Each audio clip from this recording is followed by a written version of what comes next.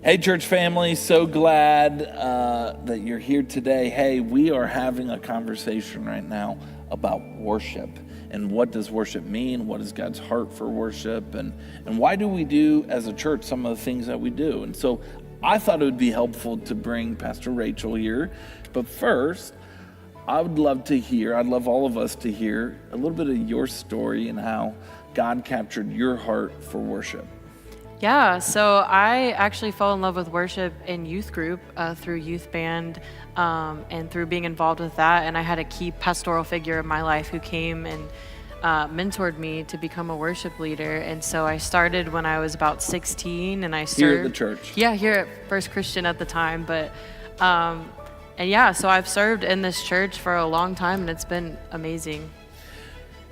So you were raised here. You came to know the Lord here at the church. Yes.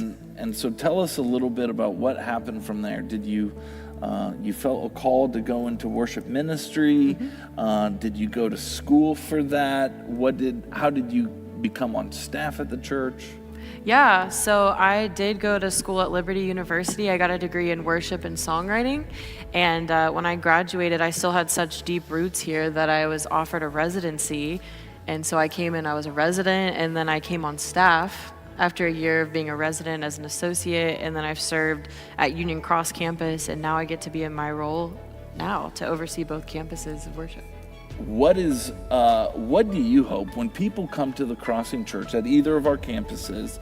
What do you hope that people experience, people feel, when they come to this seat and our worship service starts? What are you hoping that God does in their life? I want them to encounter the Lord, and I want them to encounter the Lord in a meaningful way in that moment, in whatever they're facing. And what a cool thing is that we get to use the tool of music to be able to express worship to the Lord in response to who He is. And so I want people to see who God is afresh and be reminded in that moment of who He is in their life right then, and then to worship Him and respond with praise and worship to God because of who He is.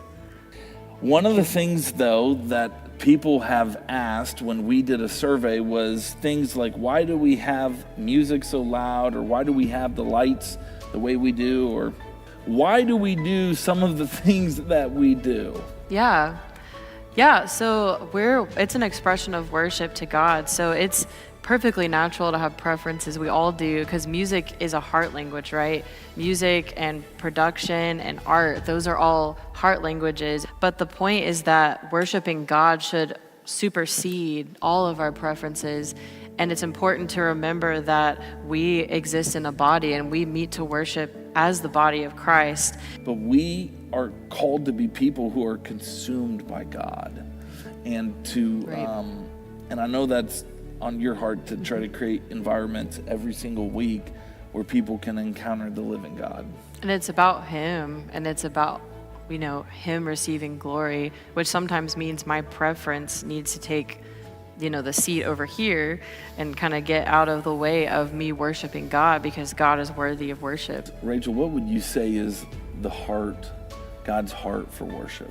One of my favorite people to look at as an example of God's heart for worship is David from the Old Testament, because his story is just so real, and he has so many different seasons of life. There's seasons where he's being pursued by his enemies, and there's seasons where he fails. There's seasons where he's experiencing loss, but David's response is always worship. You see him all throughout the Psalms, worshiping in places of depression, in places of victory, in places of questioning. And I love that. I think that's God's heart, is He wants us to come into His presence in every season and say, wow, God, you're still God, and I still worship you no matter what I'm experiencing.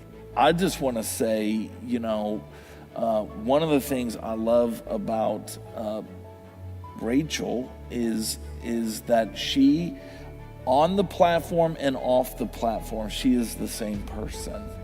And she wants to help our church engage with the living God. And Rachel, I just want to tell you, thank you for how you lead the team, how you lead our church in worship, and I'm just humbled and grateful that I get to serve alongside of you. So thank you. Thank you. It's a huge blessing. It is, and we have wonderful teams here and a wonderful congregation, and I'm humbled. I never thought I'd be able to do this in this way, so it's amazing. I'm grateful.